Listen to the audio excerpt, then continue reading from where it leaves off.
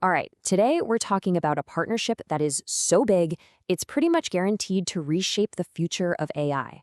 And we got to dive right in because the numbers, well, they're just staggering. Yeah, that's the number right there, $100 billion. Let that sink in for a second. That's the headline figure here. We're talking about one of the biggest tech investments ever. It's the kind of number that just makes you stop and ask, okay, what in the world are they building with all that? And look, it's about way more than just a giant check being written. You've got to think of this as, well, the down payment on the entire future of AI. This is the blueprint, the very foundation for the infrastructure that's going to power, basically everything. Okay, so who's behind this $100 billion handshake? Let's get into it. The date to remember is September 22nd, 2025.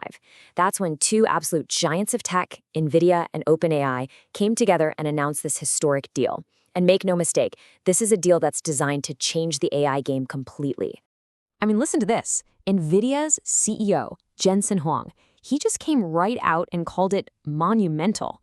And when the guy who's literally at the center of the AI hardware world uses a word like that, you pay attention. It tells you this is a really, really big deal. But $100 billion. It's such a huge number, it's almost hard to wrap your head around, right? So how does an investment like this actually work? Well, it turns out it's not just one big lump sum. It's actually a pretty clever structured deal designed to manage risk. So let's deconstruct it. So instead of just dropping all that cash at once, it's broken down into steps. It kicks off with an initial $10 billion.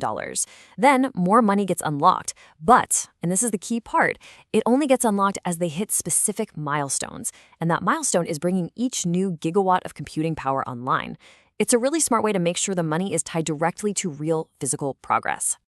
And the timeline for all this is just as strategic. So you have the announcement in September 2025. The first big piece, the first gigawatt, is set to go live in the back half of 2026. And that's going to be on NVIDIA's Vera Rubin Platform. After that, 9 more gigawatts come online over time. And each one of those is like a key in a lock, unlocking the next chunk of that $100 billion. Okay, so we've talked about the money. Now let's get to the really cool part. What are they actually building with it? We're about to visualize the insane scale of this new AI engine. The magic number for the total capacity is 10 gigawatts. 10 gigawatts of pure computing power. But what does that even mean in real-world terms?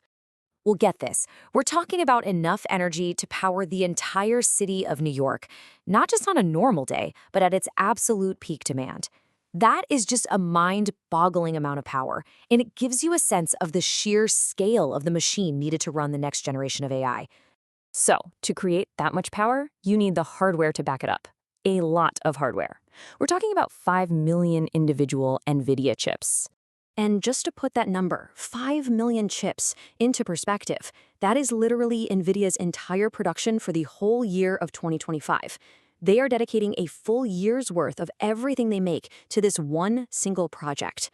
That's how all in they are. So you have to ask, why go this big? Why this colossal effort? Well, OpenAI CEO Sam Altman said it best.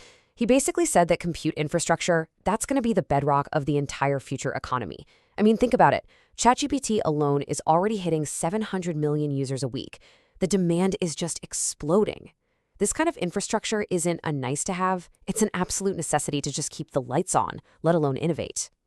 And of course, a move this massive doesn't just happen for fun. It's a power play, a huge, calculated move in the race for AI dominance. And what it does is it completely redraws the whole competitive map. You can almost picture it like a new arena. In one corner, you've got this new powerhouse alliance, NVIDIA's best-in-class hardware fused with OpenAI's cutting-edge software. And in the other corner, you've got the challengers, huge players like Microsoft and Oracle, and they're not sitting still either. They're also pouring billions into building out their own AI muscle. And let's be real for a second. There are very few companies on the planet that could even think about pulling off a deal this big. You need NVIDIA's kind of financial firepower.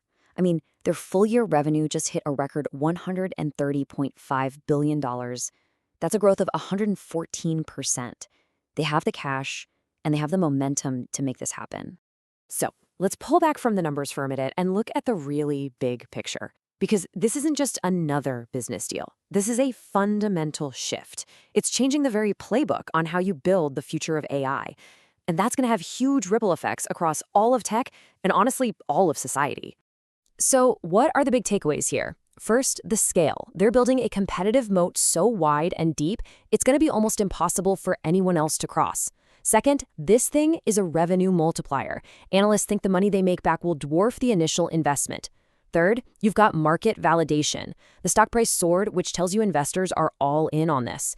And finally, it's about future-proofing. This move is all about making sure these two companies are the ones leading the charge into the next wave of AI. When you boil it all down, what we're really looking at here is the new template, the new blueprint for how you build the future of AI. This kind of deep hand-in-glove partnership between the best hardware company and a top software company, well, that's probably going to be the new price of admission for anyone who's serious about competing in this space. And that brings us to the final and maybe the most important question of all. We know the future of AI is going to be built on infrastructure just like this.